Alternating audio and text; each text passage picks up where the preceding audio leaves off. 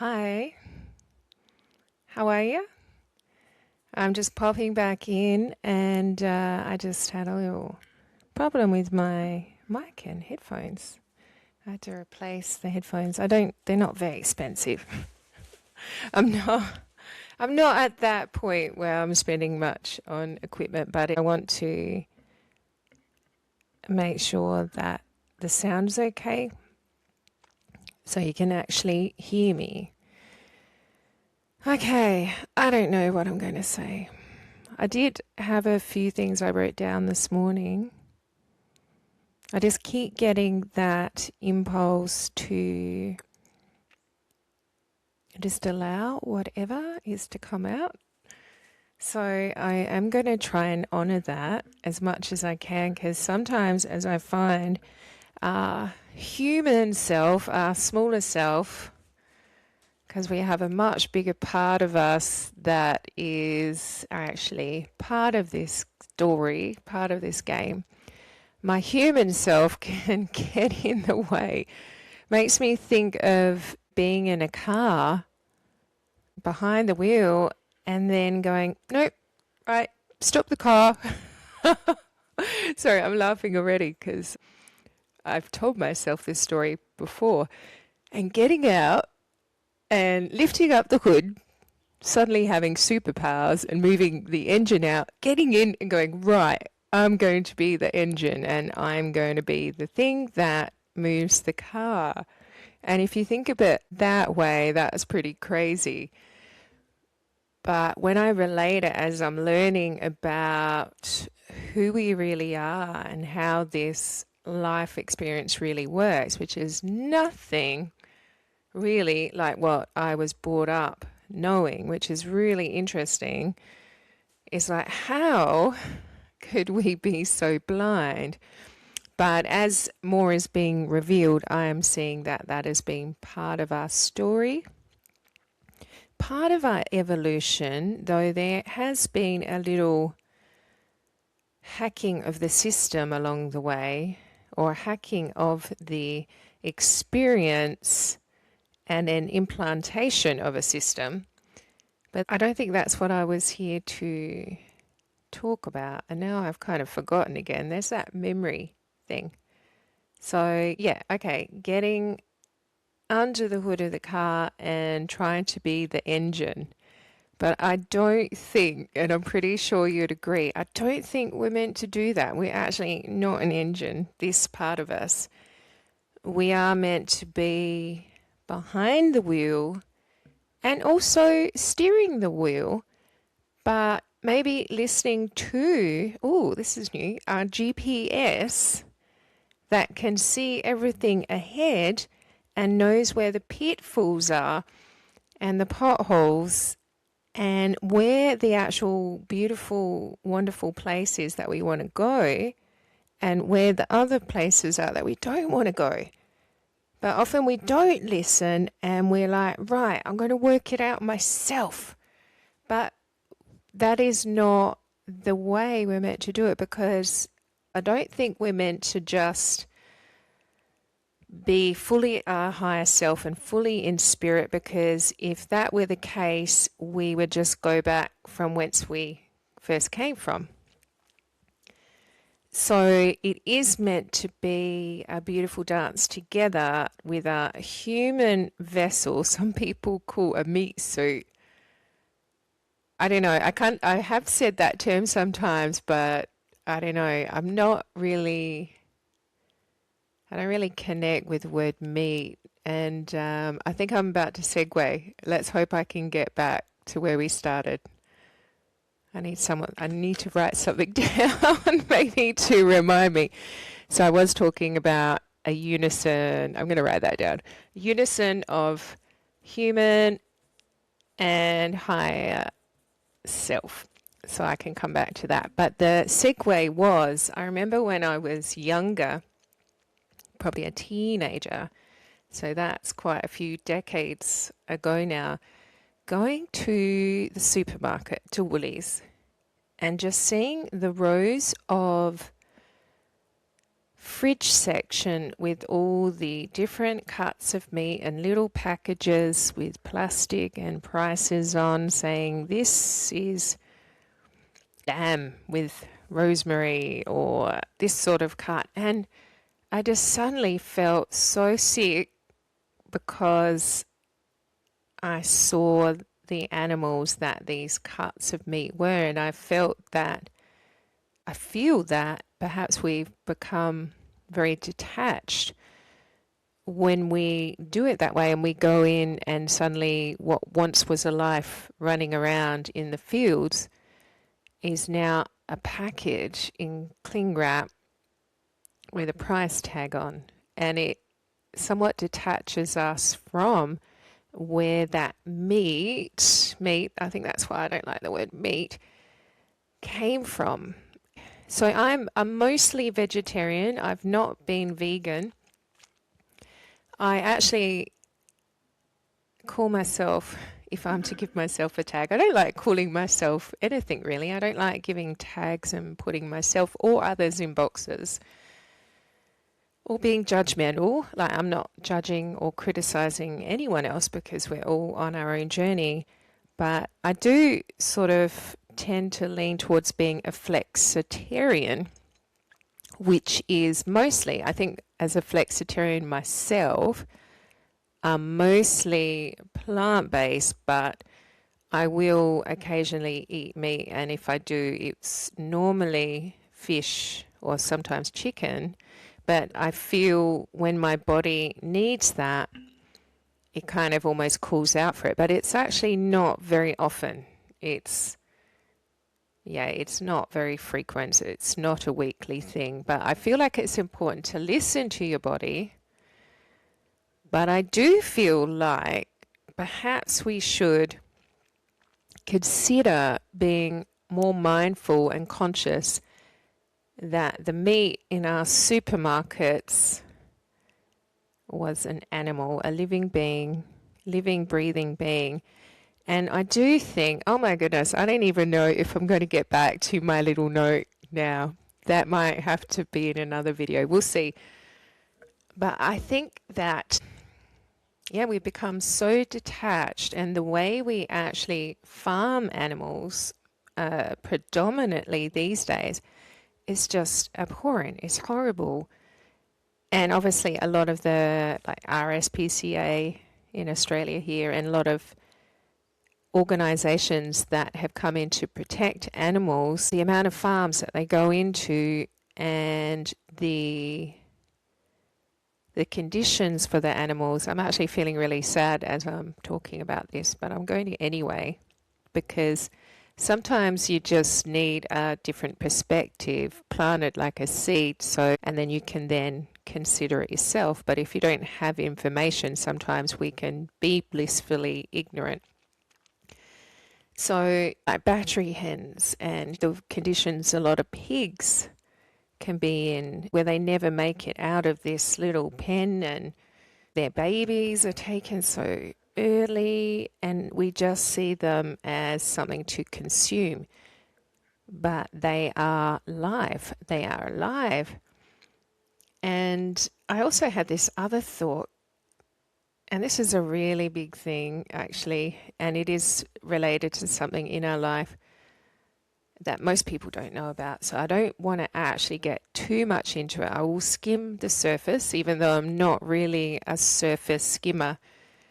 But until we can realize what we're doing to the animals, maybe what is happening to us and to many of our children will perpetuate. And I had that thought a while ago, and I thought, oh my goodness, I think that's a real thing. I think that is true, that we cannot shift some of the horrors in our reality until we actually consider everyone and everything, which includes all the millions of different animal species, and how often we kind of disregard their right to actually be here on the earth too. Like, this is not This is not our planet, like it's something we own. It's not ours to do what we wish with. And really, I think we are custodians or caretakers, or that should be our role, where we work with nature and we work with the animals, we look after the animals. And I'm not saying don't eat meat, but I'm saying do it consciously. Maybe less is more.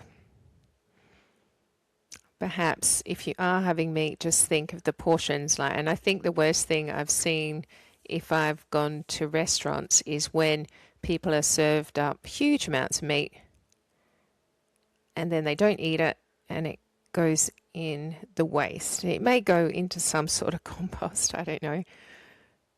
But that was a living thing and we just wasted it. We shouldn't waste any life at all.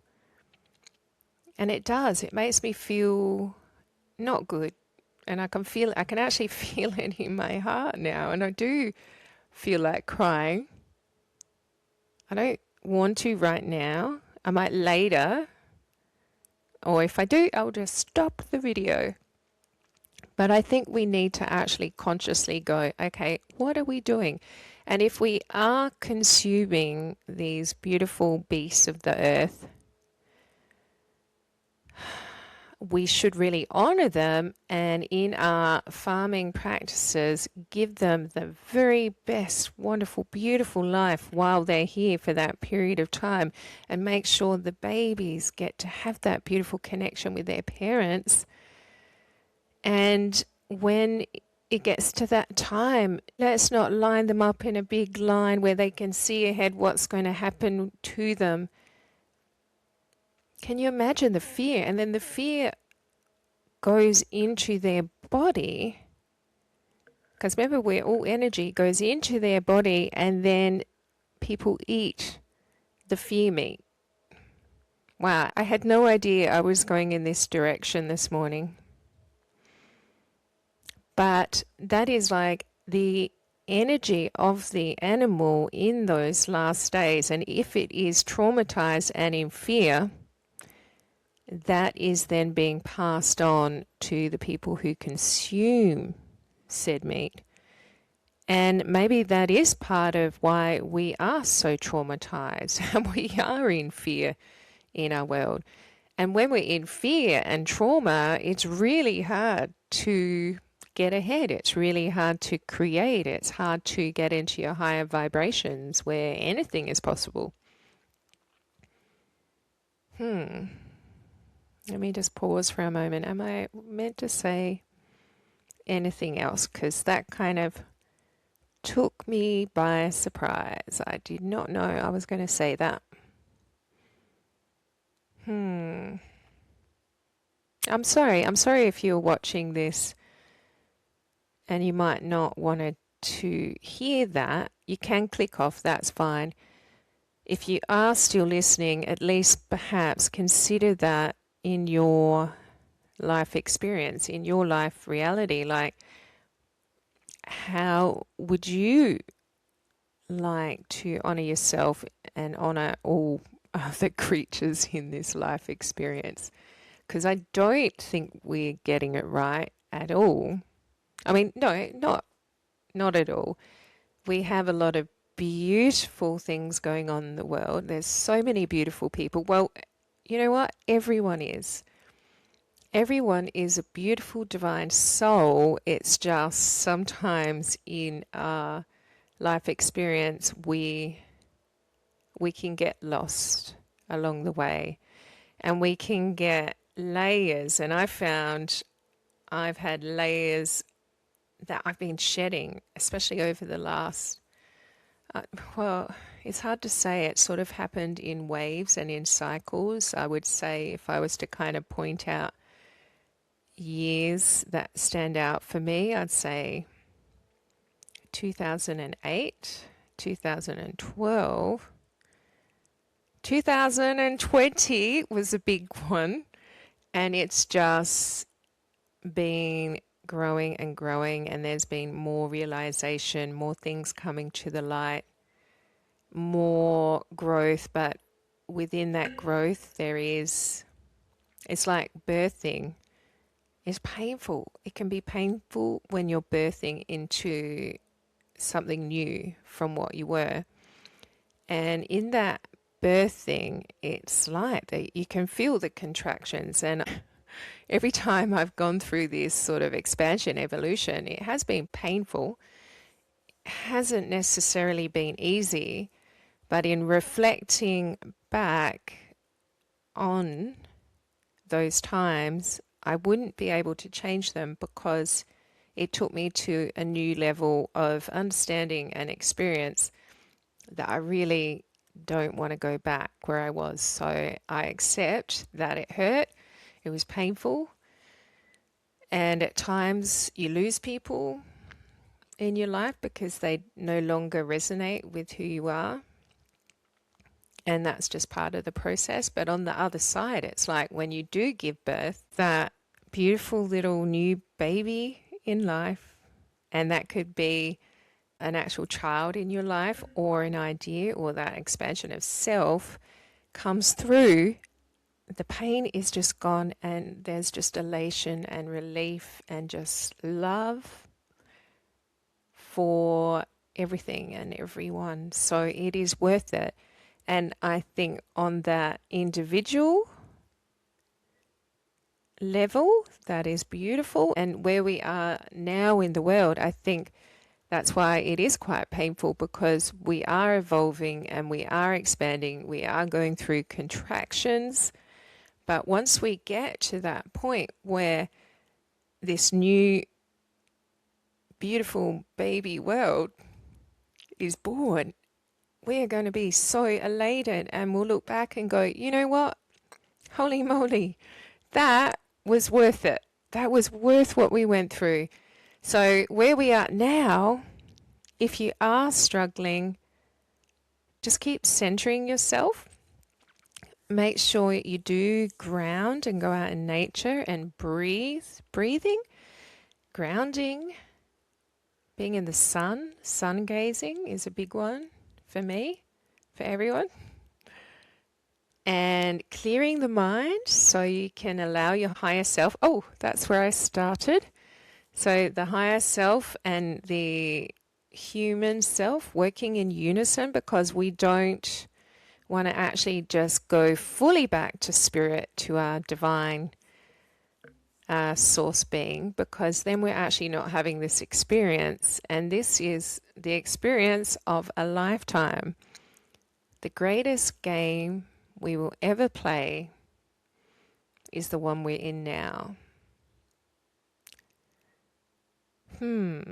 So I did make it back to where I started, even though I feel there's a whole other conversation in that.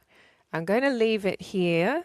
I'm sorry if it did upset you about the animals. I think it's something we really have to look at. We need to look at what is happening and then choose and go, do I want this in my reality? Is this the way I would choose to have it if I could choose any potential, any possibility? I know for myself, there's no way I would choose the way we're doing things now.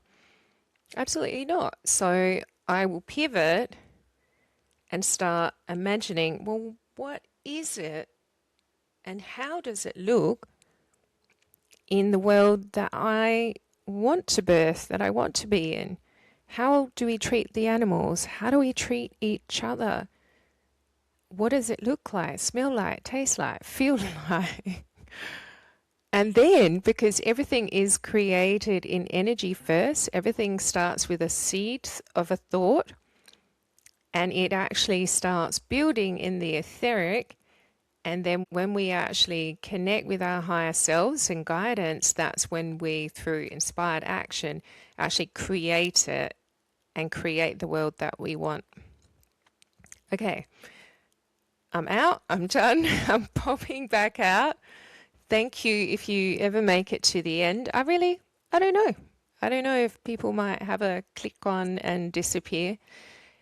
It's okay. As I've mentioned, I just keep getting this niggle, this little push to do this. So I'm going to listen, as I've learned to do that in life, to listen to my intuition and keep connecting with my higher self, who has that GPS vantage point where it can see everything that's playing out and will play out and has played out and is playing out.